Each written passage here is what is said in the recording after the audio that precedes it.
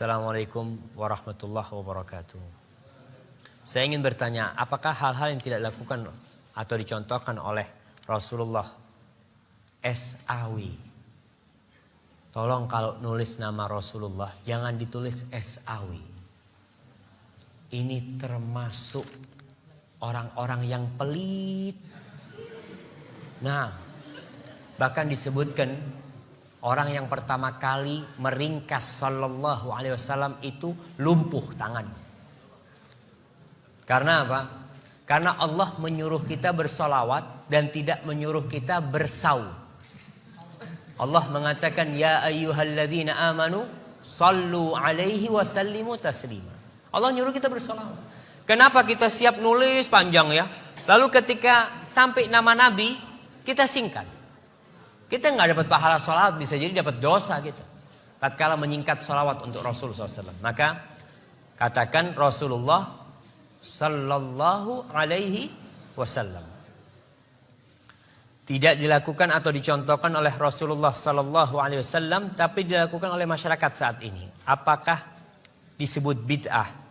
Jika tidak, lalu seperti apakah bisa disebut bid'ah tersebut? Terima kasih sebelumnya. Wassalamualaikum warahmatullahi wabarakatuh.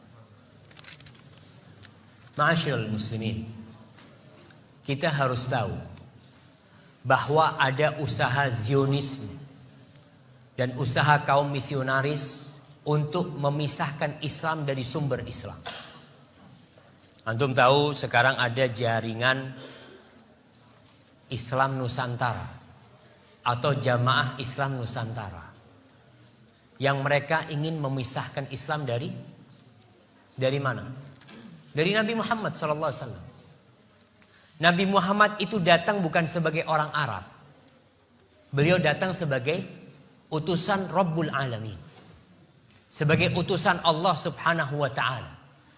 Tugas beliau itu bukan mengarabkan Islam, bukan.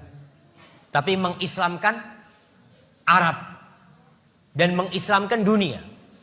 Jadi tugas beliau bukan mengarabkan Islam, tapi mengislamkan Arab. Tatkala Islam sampai ke Mesir, Mesir bukan Arab. Dan Mesir pada waktu itu dikuasai oleh Romawi. Jadi Islam. Kemudian Islam sampai kemana?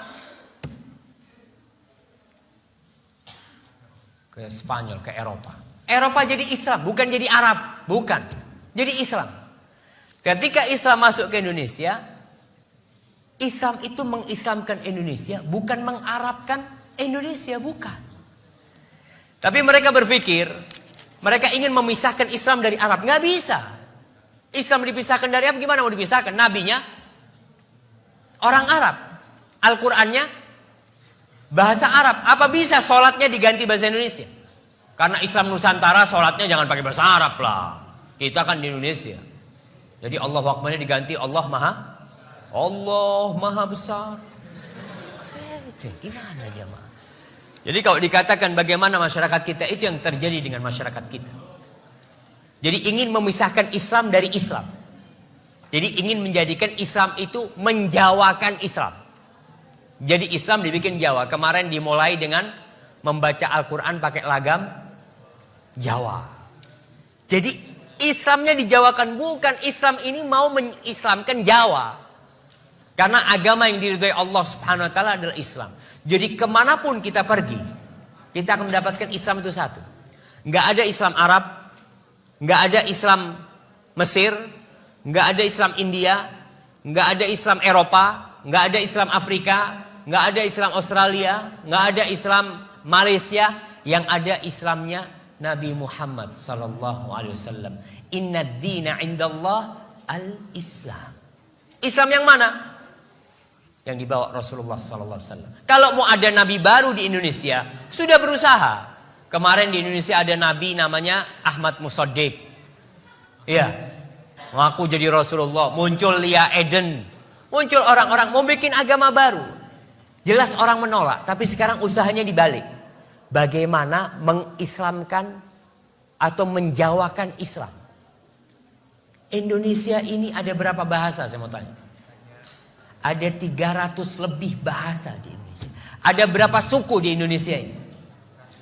Ada ratusan suku. Terus mau gimana? Apa setiap suku punya Islam yang berbeda-beda nanti? Ini Banyuwangi Using, Islam Using. Ada Islam Madura, ada Islam Sunda, ada Islam, nggak mungkin jamaah. Dan itulah usaha yang perlu diperbaiki ya. Bahwasanya agama yang diridhai Allah ini agama Islam, bukan agama Jawa, bukan Islam Jawa. Terus bagaimana dengan kita lihat tradisi-tradisi? Orang memang kalau kita lihat, ya ana harapkan ada di antara antum nanti yang memiliki niatlah untuk memberikan manfaat kepada orang. Di Indonesia banyak tradisi-tradisi Jawa. Ketika Islam masuk ke Jawa, Islam itu melalui 2 periode. Yang pertama, periode pengislaman Jawa, pokok Islam. Orang Jawa pokok Islam. Dia mau sholat, nggak sholat, yang penting Islam. Dulu ada acara namanya sekaten. Sekaten itu dari syahadaten. Jadi orang dulu masuk pokoknya syahadat dulu. Mau sholat nggak sholat nggak apa-apa. Lalu kemudian Wali Songo, ulama-ulama yang datang ke Indonesia ingin menyempurnakan Islam itu. Islam yang sudah masuk ke Indonesia. Tapi penyempurnaan Islam itu tidak pernah berhasil sampai hari ini. Karena ketika mereka sedang berusaha menyempurnakan Islam, masuk Belanda dengan salibnya. Masuk Belanda dengan salibnya. Masuk Belanda dengan misionarisnya. Bahkan sebelum ada Al-Quran diterjemahkan ke bahasa Madura, sudah ada Injil berbahasa Madura pada waktu itu. Kita tahu bahwasanya penjajah itu membawa 3. Apa yang mereka bawa? Mereka cari gold, terus glory, dan gospel. 3G. Mereka cari kejayaan, mereka cari emas, dan mereka akan tebarkan gospel itu. Dan itu yang terjadi di Indonesia. 350 tahun kita dijajah, alhamdulillah masih Islam ya. Walaupun ada yang masuk Kristen, ada, tapi tetap kita menjaga keislaman kita seperti itu. Kemudian mereka berusaha bagaimana orang Islam tetap Islam tapi Islamnya nggak benar. Itu yang terjadi sekarang. Bagaimana orang Islam jangan keluar dari Islam lah, tetap Islam tapi Islam yang ya sudah nggak ngurus sama Islam. Bayangkan ada seorang profesor doktor nih, guru tafsir, guru besar di UIN Syarif Hidayatullah, kalau nggak salah. Dia itu menghalalkan homoseksual. Dan dia ingin merubah undang-undang agama. Kalau di situ kan ditulis undang-undang calon mempelai lelaki dan perempuan. Dihapus, nggak harus lelaki perempuan. Boleh lelaki sama lelaki kamu. Na'udzubillah min dzalik. Ini usaha untuk merusak Islam itu sendiri. Yang mungkin antum kenal dengan Islam liberal ya, seperti itu. Itu usaha untuk merusak agama Allah Subhanahu wa taala. Jadi kalau dilihat bagaimana tradisi-tradisi, kita lihat tradisi itu, kalau tradisi itu tidak ada hubungannya dengan ibadah, ya nggak ada masalah. Tapi kalau sudah hubungannya dengan agama tradisi itu, maka yang mana yang harus diikuti? Tradisi apa agama? Agama Allah Subhanahu wa taala. Tinggalkan tradisi. Namun orang yang meninggalkan tradisi akan menyulut api permusuhan, betul. Nabi Muhammad SAW dimusuhi orang satu kampung. Bahkan mau dibunuh, mau diusir. Gara-gara apa sih? Meninggalkan tradisi. Orang-orang Arab itu tradisinya dari dulu. Mereka minta-minta sama patung ya. Antum lihat. Tradisi orang-orang ada sampai sekarang yang masih minta sama laut. Ada namanya larung laut. Ada petik laut. Saya mau tanya, itu tradisi dari siapa? Nenek moyang. Rasulullah datang dengan tradisi nenek moyang ada, tapi dirubah menjadi Islam. Bukan tradisinya diislamkan. Ngerti maksud tradisinya diislamkan? Tetap petik laut tapi bacaannya Qul huwallahu ahad.